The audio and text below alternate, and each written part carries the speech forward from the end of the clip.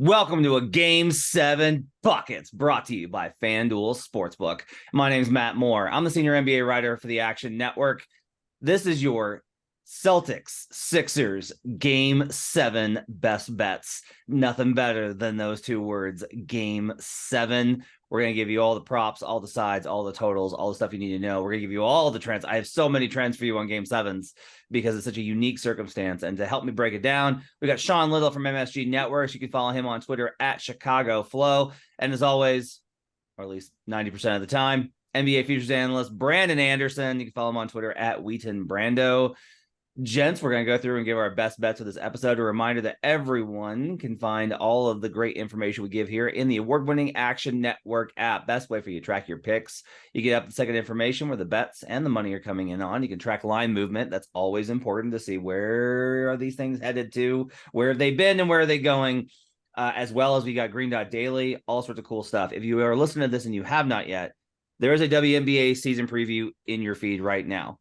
If you are somebody that has bet WNBA before, you know how awesome it is because it is an extremely soft market that you can take a lot of advantage on.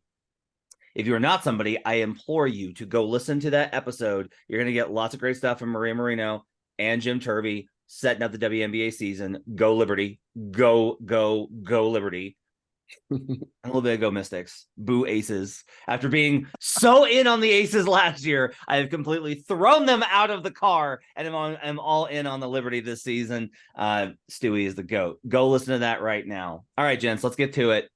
Game 7. We don't know when this game is going to be. We're recording this on Friday morning, so we don't know if it's going to be the 3:30 slot or the late night slot. That's kind of an interesting twist on this. I don't know how to really what to make of it. The Celtics have not been good in early games this year. Something to keep in mind. Let's go ahead and go around the table. Brandon, let's start with you. What are your best bets for Game 7 Celtics Sixers? Game 7, guys. Time to play the hits. I'm fading the Sixers just like I have all season, all franchise with this version of the team. Give me the Celtics to win and cover at the 7. Give me a same game. Celtics by double digits and James Harden under 17.5. That's an alt under. You got to combine that one out there. Plus 400. And if we're playing the hits, give me James Harden's over turnovers. Give me Vase Hand, Jaylen Brown's over turnovers. Let's go. All right. Lots of face hands going on in this one. Sean Little, what's your best bet for Game 7? Boston Celtics team total over 105.5. It is statement closeout. We are the potential best team in the NBA for the Boston Celtics. Even though I don't believe that, I think they're going to come out and try to make a statement here to close out the series. I'll go over 105.5 team total Boston Celtics. All right. I am going to play Celtics -7. I am going to play the under 202.5. And I'm going to get in and join Brandon on a turnovers prop. And I'm going to play Joel Embiid over 3.5 turnovers plus 115, where you can get that in. We expect a clean game, boys. Yeah. Okay. Let's see where we want to start here. I want to start. I let me go first this time. I never go first. I'm gonna go first because it kind of sets the table. I am a basic bitch on this one, and I'm taking very simple bets on this one. Home teams win Game 7s. Okay. Last 10 all time since 2003. Home teams 42-18 straight up, 32-28 against the spread for 53%. An interesting trend that I want to go ahead and talk about. Last 10 years, that's gone to 20-11 straight up, 13-18 against the spread for home teams in Game 7. In the last 5 years, since 2018, 8-10 straight up for the home team, 4-14 against the spread. So we have a historical trend that was really strong over the last 20 years, but has radically started shifting in the other direction. This doesn't really track with how important home court remains, and it's been largely as important. So like this year, Kings lose right at home, but the Warriors were favored in that series, so I'm not sure how that kind of works out. I would be more hesitant on laying the points if it weren't for two things. One, Brandon, I don't know if you know this, but this season and over the last 3 seasons, if you have won, you have covered in the playoffs. So if we look at the data this season, let's just do this season right now because we have a big enough sample size. If you have won in these playoffs, you have covered at roughly 80% of the time. So if we kind of look at how this has gone on, there's a real reason to go ahead and just lay the points. This season, favorites that have won 46-1 at 87% against the spread. So I got that. Second is just like, for me, this is returning to the core of what the cap was. The Celtics should not have lost 3 games in the series. They should have lost 2. I took my best bet for the season series preview was Sixers plus 2.5 because I was just like, the Celtics are gonna fuck around. They're gonna lose 2 games. So I already won those bets. Yay me. The Celtics are better. This is a better team. They've been better all year. They've owned the Sixers historically. Embiid's had lots of trouble in this one. Embiid's had lots of trouble with this team. This continues to be a real issue. We don't know what we're getting from James Harden game to game. We just don't know what we're going to get from James Harden in these games throughout the playoffs. We just really don't know what they're going to do. So all that said, to me, there's real reason to go ahead and lay the points. I'm taking the under because let's go over the numbers for that because those are even more compelling. Since 2003, unders are 36-24, 80%. Since 2013, last 10 years, 17-14. And in the last 5 years, game 7s are 13-5. So we have a very healthy perspective on this. I have one more for you. Since 2003, in a game 7, when the team had to win on the road in game 6, 12-6 straight up, 10-6 against the spread, 55%. So that's like an outlier to that trend that we saw going the other way. And the under 13-5. These are all trends.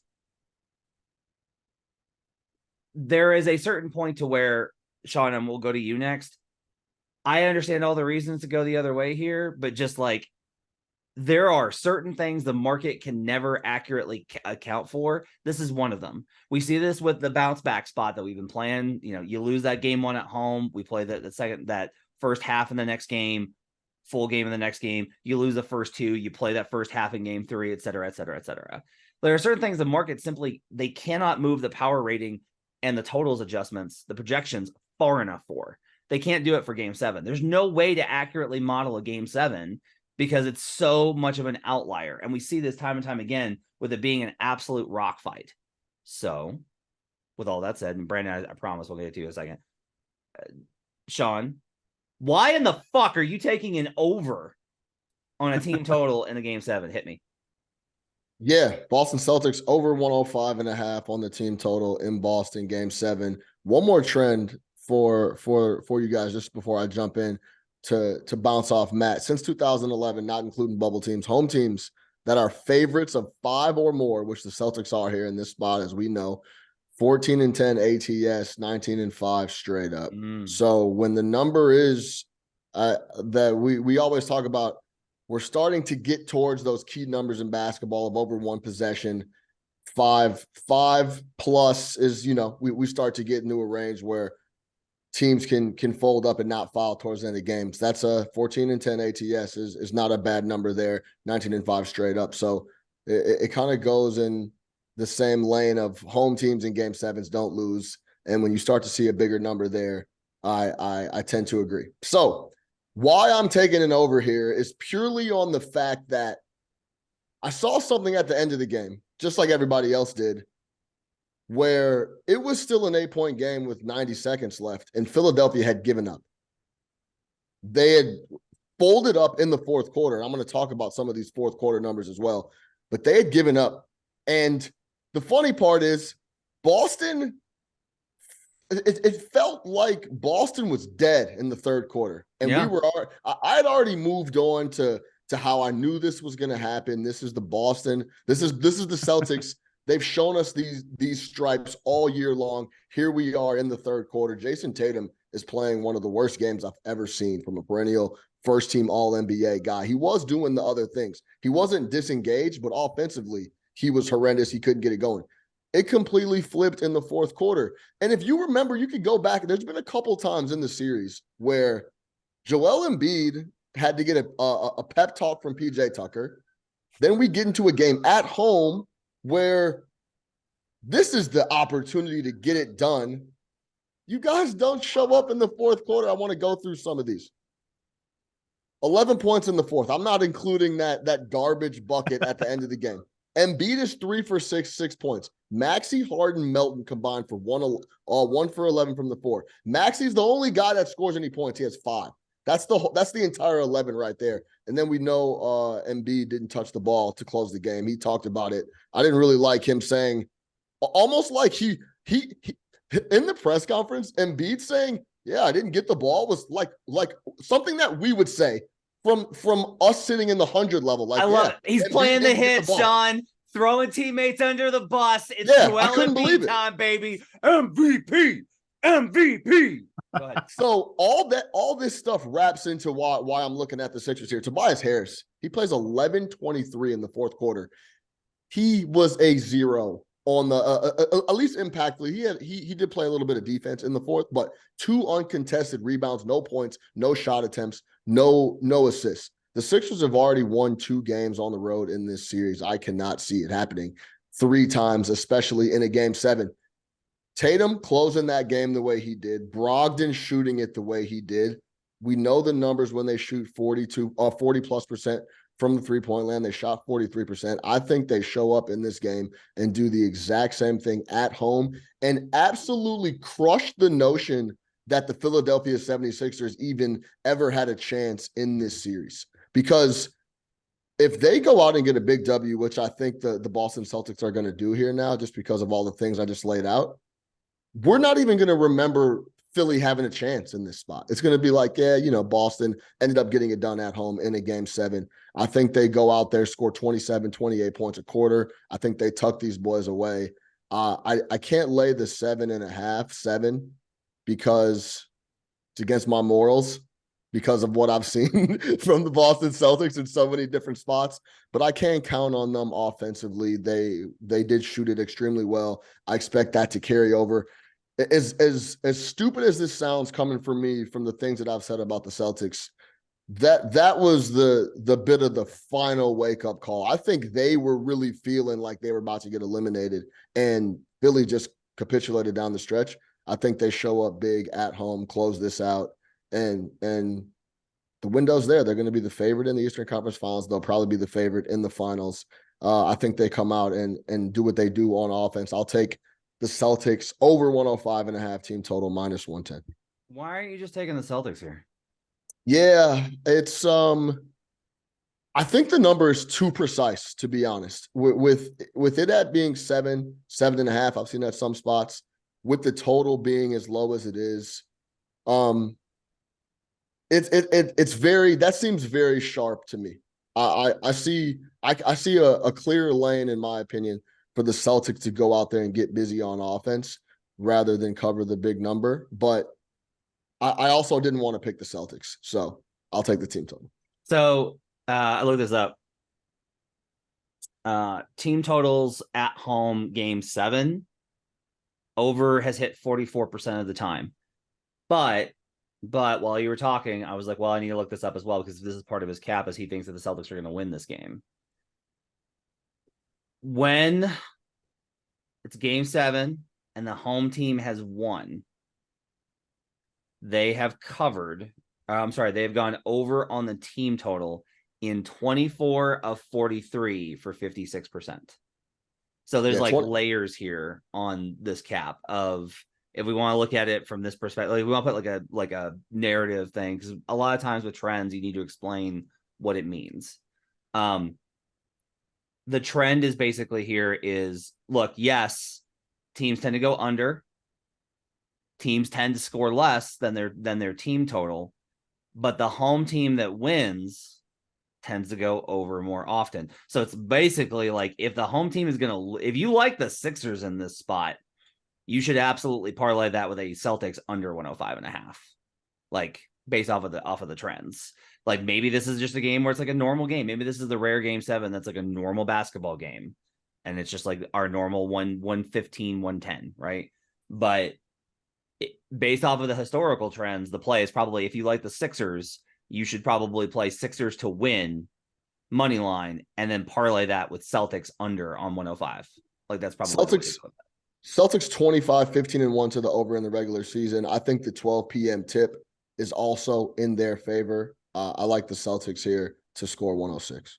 All right, Brandon, you've been very patient, and I appreciate you being patient. I got a Sean question before we move on from his pick. Sean, if the game is if the Celtics don't cover, so let's call it a 5-point game or less, it's going to be close in the final 2 minutes. Do you still like Boston to win? That's a really tough question, BA, because overall throughout the year, I would say no. The crunch time minutes and the numbers support that they are just extremely disorganized on offense. But if I then now have to count on Harden, who has been tough, he's obviously been able to facilitate. I would say yes, but to answer the question and not dance around it, I would say still, even if it comes down, it's a 5-6 point game. Boston is going to be able to hold on, I believe, just because I think the punch that Philly took last night is going to be too much to handle. Yeah, I think that makes sense. It does feel like, and I'll get into my cap here, but it does feel like it feels like a Philly money line or Boston cover spot to me. I think those are the two plays. If you like Philly to keep it close, we've seen it. We've seen them win 2 close games. We didn't see it in game 6, so it's what's freshest in our mind. But the numbers from the year and a lot of history tell us Boston is not good in those clutch spots, and that offense does not look, it wasn't great offense. It was just Jason Tatum shot 1 for a trillion and then hit 4 threes when they matter. Tough threes, hard shots. So I do think, yeah, we'll get to the case for Philly. Matt, should I go with my case for Boston here? Yeah, hit me with the case for Boston. So normally my pick is going to be analysis based. Every now and then, you guys know I do like a spot pick. Okay, this is the spot for whatever. This is neither. This is what your old friend told you, Matt, that you've brought up on this pod over and over again. I'm going to bet the narrative. And the narrative here is that the Sixers lose game 7. James Harden loses game 7. Joel Embiid loses game 7. And the Boston Celtics win. Here's the numbers. Home teams all time in game 7 in NBA history, 76% win rate. Boston Celtics at home in their history, 21-5. Boston does not lose at home in game 7. That's 81%. And yeah, sure, Bill Russell probably got a lot of those. Bill Russell's numbers on the court, they're going to win for Bill Russell. So I'm counting all those in on our trend. So that's the historic. Game 7 all time, Boston, 26-9, home or away. That is 10 more game 7 wins than any other franchise, 74% win rate. Philadelphia, game 7 all time, 6-11, most game 7 losses in NBA history, 35% win rate.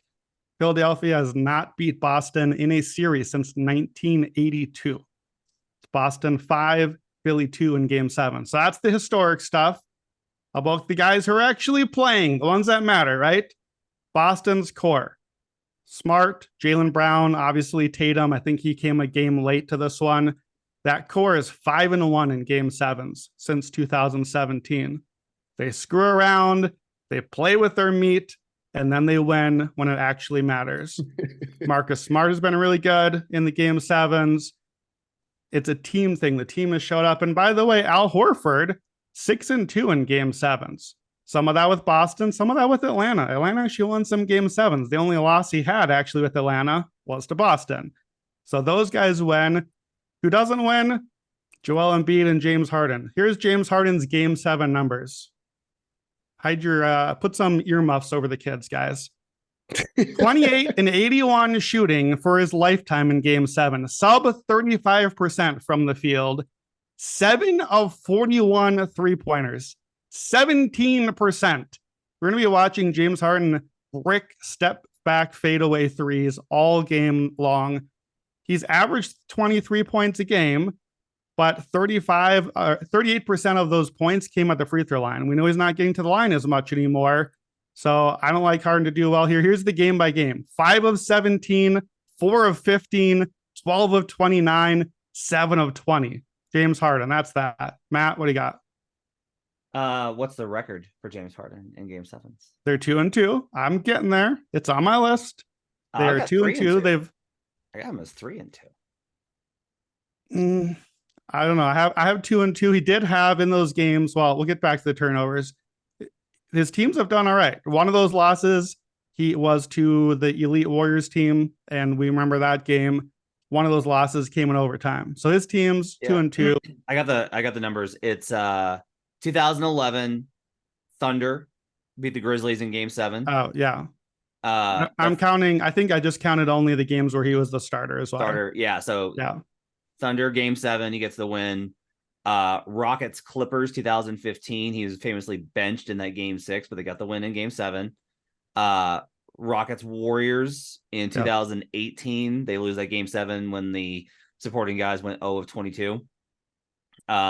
Missed 22 straight threes. Rockets Thunder in the bubble. That's a win. And then the Nets lost Game 7 versus the Bucks. Harden actually did play in that game. And they lost that one. That's his 3. And I believe the Thunder one, if I remember right, didn't he have the game clinching block at the end? Didn't he have the Manu block, I believe, to help clinch? So look, James Harden is an all-time great.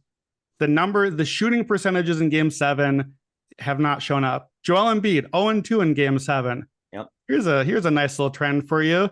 2019, Mother's Day. Game 7, Philadelphia plays the Toronto Raptors. Kawhi Leonard goes boom, boom, boom, boom. Shot goes in. End of season, Joel Embiid. 2021, Father's Day. Ben Simmons decides not to dunk the ball against the Atlanta Hawks. The Sixers are out in Game 7. 2023, Mother's Day. Okay. Every 2 years on Mother's Day, Father's Day, Mother's Day, the Sixers come to die. This is what's going to happen. Boston's going to win. I think the most likely scenario is Boston hits some of their threes. We've seen how that goes. We've seen the run come. And I think you're right, Sean. I don't think this Philadelphia team has the mettle to punch back. I think we saw that. We've seen in the past. We saw that literally in Game 6. They quit on their home court when the game was still in reach. And I have to bet that. I have to bet that that's the most likely outcome to happen here. Yeah, I mean, I think this is a very trends and narrative heavy podcast right now because, and look, part of this is when you get to a Game 7, you're out of adjustments. Like it really just does become like who hits more shots. And in Game 7s, it's usually like who hits like 3 shots because nobody makes anything. You know what's interesting? I used now like I can't, I'm not gonna like I won't put this into an article because I can't trust it. I used actually Chat GPT. And I asked it to actually give me some help on what does Game 6 and Game 7 look like relative to these other games. And what the trend seems to be is a slower pace relative to Game 6. Game 6s have gone under, by the way. I play a lot of Game 6 unders. The pace is a little bit slower. The free throw rate is actually a little bit up, which I think is one of the things is it stagnates some of that. It's like there's no flow to these games. They're real herky jerky stop and go. So I think that's kind of part of it. The other thing here is just like, it's interesting from the perspective of Boston's defense. When it's bad, it's terrible. Like Brandon, before we came on, Brandon was like, we should talk about like, what if the Sixers were to win this game? What does it look like? Like, that's what it looks like. Is the Celtics defense once again shits the bed? Like, that's what it looks like. To me, like, I would honestly say that you could play Celtics and then under and Sixers and then over and feel pretty good about it. Like, is there a chance that like both teams just hit threes and the Celtics bomb from 3? Sure. But like, to me, the Sixers only path is if this is an over game. And it's not that the Sixers defense is bad. It's just that the Celtics defense is better, right? The Sixers have had a really good defense this season. They're like a really good team. I don't give them enough. Like, I have not given them enough credit. Like, the Sixers team is really good. The problem is that they had to win that game yesterday. They had it. They had a lead in the fourth quarter at home in a closeout game. You had it. Tatum was shook. He just dead. Had to close. He was dead. It can't be under. He was dust. It was bleak. And we were getting ready to see a fourth quarter like BA laid out where they don't know what, oh no, Jason Tatum's not hitting any shots. What are we going to do on offense? And it was getting ready to be an ugly scene. He hits that jumper over Joel Embiid in the corner, and it just that people say it all the time. You hear all the guys, former NBAers, let me just see it go through the basket. Why do you think players go up there and try to knock balls on dead balls through the net out of and off the rim? It's that exact thing. Jason Tatum really needed to see it go through. Once it went through, he put his head down. He was like, okay, I at least am going to be able to get some shots up. I honestly think, fellas, he misses that shot against Joel Embiid. I don't think he takes another shot the rest of the game almost, unless he was wide open. I think he was getting ready to be like, look, I'm done. I don't have it. He was making weird turnovers. He had wild the whole thing. Yeah, it was a disaster. So yeah, it was a disaster. Yeah. I'm with you. He had the possession where he dribbled up on like a semi-transition and jumped to shoot a three and then realized he was going to get blocked and threw it like backwards toward the half-court line on a turnover. Yeah. It was bad. Like, I have to give him a little credit. I've compared Jason Tatum to Paul George in the past, and we know about Paul George's playoff foibles. It takes something to keep shooting. It takes something to take that shot against Embiid. And because maybe you go 0-4 and the Celtics go out and now Jason Tatum finishes 1 of 20 and we're roasting him today and everywhere on me. Like, you gotta give credit to getting the shot up and demanding it still, even when it had been awful the whole game. Yeah. One tactical thing I will say, a lot of the series has come down to how Boston is guarding the pick and roll on Harden and Embiid. And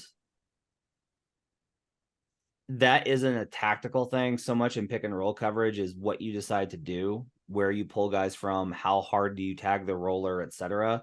With the Celtics, it really quite honestly is just like, are they 2 steps back or are they 2 steps forward? When they interrupt that pocket pass for Harden, I have watched more James Harden pick and roll possessions than any other thing in basketball because of all the MVP stuff I've done. I've watched I know everything he wants to do. And Embiid in particular, the spacing is very important, but this is not a knock. It's just a thing. Embiid's not good if he's not getting to the exact spot he wants in that situation. That mid-range shot, he wants to get to free throw line corner every single, he needs to be in the spot for that. He has a face-up triple threat jumper from deeper on the wing, but that pick and roll is every time they want to get to him in that one specific spot. And when Horford or Williams is good about anticipating that, and they also, the other thing they really started doing, which was really effective in game 6, is they started bringing the double on the pass. Like, Harden is dangerous when you don't know who he's going to pass to. Harden has to give him the ball. He has to, you got to keep the big man involved, because otherwise you're going to get thrown under the bus post game. So if you know that pass is coming, the Celtics can anticipate it, and I think they'll get a little bit better on it in game 7.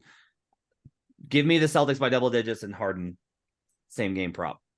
Yeah, so I like on game 7s. I know it doesn't make a lot of sense on the surface, but I like to do what I do and narrow the bet down. I like to kind of build, okay, what do I think is game 7? What are the 2 or 3 things that have to happen for my script to go my way? And then how do I bet that specific thing? So I'm going to give you the Boston version, and I'm going to give you a Philadelphia version that I might actually bet as kind of a hedge, because look, we're all picking Boston. I don't think any of us think Philadelphia can't win. If anything, I think within our language is admitting that this line maybe is a little bit long. Maybe that the line should be a point or 2 shorter, but we're betting the narrative anyway, and we're betting the Matt Mitchell stat, and we're taking the Celtics. But I think the Sixers are in this. Celtics, if they stop James Harden, and Harden does not have one of those big games, I think that's what leads to the quit factor in the team. Harden scored 45 and 42 in the series. His other 4 games, 12, 16, 17, and 13. So the traditional points line for him is 20.5. I want an alt under. So under 17.5. He's been under that all 4 of those games. And then you combine that with the Celtics double-digit win, which I think, how do I get there? I get Harden's not showing up. The shots aren't falling. The Sixers are getting frustrated. And then we get that mid fourth quarter, that possession you talked about, Sean, that one spot where they just don't even get back. And all of a sudden they're all in their heads and they're like, Harden's thinking about Houston this summer and Joel Embiid's thinking about trade destinations. And we get like an in-game 1-2-3 Cancun. I'm sorry, but that is extremely in play for Philadelphia here. So I actually would rather play the Celtics by double digits and the Harden alt under, that's a plus 400, because I think there's a better than 20% chance of that hitting rather than taking like a 50-50 shot on whether I'm going to get the cover or not. Here's the Philadelphia angle. Matt, you talked about Williams being on the court. Obviously, Time Lord started this game. That was the big tactical switch here. He was pretty good, right? The numbers are pretty good. On court for the game, played 28 minutes plus 18. This game has 3 days off before, or sorry, two days, 3 days, whatever, Thursday to Sunday, and then 3 days off after. Game 1 is Wednesday. So we're going to get all the Time Lord minutes he can handle, all the minutes for all the stars. Like, if you can bet unders on bench guys, this is the game for it. We're going to get stars playing all that they can. One thing that happened a lot, Time Lord, the way he played defensively, is he's on PJ Tucker. He's helping off of PJ Tucker. Tucker played 20 minutes and got 7 threes up. He's going to keep shooting. He's going to be open in this game. So here's my Philly play. This is kind of my hedge angle. Philly on the money line, not just to cover. We like them to win if it stays close. I do. I guess I'll speak for myself. PJ Tucker, 2 3-pointers. He hit 2 of 7. He's going to get the shots. And I think Tyrese Maxey has to be the X factor. He is running pick and rolls besides just Harden doing that. He's had his shots up the last couple of games. His 3-point attempts are very high. So Maxey over 20.5, Tucker 2 threes. Philly on the money line is an 11-1. Again, I think that number is too long for the scenario where Philadelphia wins because not Embiid and Harden did it all. I don't think that's the way Philly went. So those guys are going to have to do their stuff. I think it's because Maxey showed up and Tucker hit a few shots and the other guys actually did it. So it didn't have to just be Joel and James do everything. And God forbid Tobias Harris earns some of his $36 million and adds a few plays in there as well. Toby's been really good in these playoffs, and Toby was good when Joel Embiid was not available. I will not stand here and suffer Toby. He gets a lot of grief considering what he has to deal with on a yearly basis. So Brandon, he gets paid handsomely for a little bit of grief. Sure. Brandon, I looked this up. 27 of 64 Game 7 since 2003 have gone double digits. So it's a low percentage play. You're getting the plus 400 with the Harden under. Matt, do we know how many Game 7s have started at noon? By the way, I thought that was really interesting. It essentially gives both teams, and more importantly to Philadelphia, in my opinion, an extra 4 or 5 hours, 6 hours of time in between games. 12 o'clock on a Sunday afternoon, coming off the game that they just had, was really interesting. I don't remember. I can't recall a Game 7 being played at 12. I think it's 3:30. Noon. They're going to play it. The earliest it'll be is 3:30, I think. Oh, they moved it. I saw noon. Maybe I think Sean, I think they probably have it listed as quote unquote noon. They do that when the time's not set yet until they actually choose it. Yeah, it's gonna be either okay. It's gonna be but I would say like 3:30 is still early. It's quick with travel. Yeah. Starting before 4 o'clock Eastern. We got nothing significant on the trends. So I didn't mean to cut you off there, Matt. My fault. Yeah, you're okay. So, Brandon, I would say that, like I said, this is why the line is really annoying. And you and I have been in group chats with our friend Raheem Palmer from The Ringer, and like we're complaining about the spread like every game, where it's just like, really 7 points for the Celtics, and I don't know where this power rating is coming from. Like, I just do not know where a 7 point. Like, now here's the problem. The Celtics in this series are 3-0 ATS when they win. So, like, the Matt Mitchell trend continues to be here. It's the only reason I'm taking Celtics -7. Like, it literally is the only reason. There is like if this were a normal basketball game outside the context of the playoffs, like a regular season, just like a big game, I'd absolutely be on the Sixers. What are you fucking kidding me? That they're 7-point dogs in a series where they are even with them? but teams that win cover. And so like now that's 7 and you're playing 10. And so I'm like, that's where I was thinking. I was like, well, okay, historically teams don't win by double digits. But then I'm like, but also it's already 7. So we're only talking about 8 and 9 as a miss.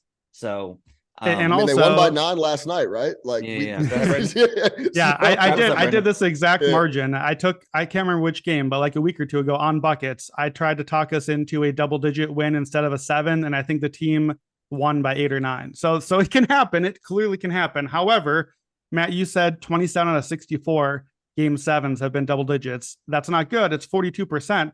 It's actually pretty good to me. If I'm getting double digits at a plus number, 42% is not a bad number here. I don't need it to be 50%. Like this is the Brandon thing. This is give me a lower percentage outcome with a higher payout and I'll take my chances. So I probably end up playing actually the Boston and the Philly version of my plus 400 and plus 1100. I'm going to play both sides of a game 7 at a smaller unit and kind of try to narrow in on the thing I think might happen because game 7s are hard to predict and we might just be wrong with everything. Going into game 6, big things at stake for the Celtics. Like we were talking about Missoula and could it be one and done and Tatum and everything. They get the W. They end up answering the bell if the Sixers folded or not. Now it feels like a just massive overall thing for James Harden, Embiid. We know about Doc coming into this game 7. So there's a lot going on in this game. There's a lot going on in this game, and I feel like it's very, very heavy for the Sixers as well. So that they got to show up and compete, and that also is another reason why I lean to the team total over. They should be able to push Boston at least a little bit here. We'll see how it shakes. Brandon, I need a 30-second cap on the turnovers. Yeah, they're real fast. Jaylen Brown, Mr. Vase Hand, over 2.5 turnovers, 8 of 12 playoff games. So I like that one. James Harden, over 2.5 turnovers in 6 of 10 playoff games. It's actually not great because we're juiced pretty heavily here, but those 4 game 7s, 4, 4, 5, and 7 turnovers. I tell you what, I would rather take an over 3.5 turnovers and really just go in on this at like a plus number probably if you can find it. But I like Harden to get the 3, Jaylen to get the 3. Matt, what was your turnovers play? Joel Embiid, which is his is actually higher than Harden's at 3.5 plus 115. So it's the opposite, right? You either have to play Harden, laying juice, or getting juice with Embiid. I'll take the 3.5. Joel turns the ball over a lot versus Boston. This has been a trend. Yeah, the cap is pretty simple on these. These guys turn the ball over. So it's game 7, and we're going to get some sloppy turnovers. I agree. All right, it's got to do it for Buckets for Game 7. Thanks for joining us. My thanks to David Payne, our producer. Make sure to download the Action Network app. You can follow Sean on Twitter at Chicago Flow. You can follow Brandon on Twitter at Wheaton Brando. I'm at HP Basketball. Action Network is at Action Network HQ. Hope you guys have a great weekend. Enjoy the Game 7s.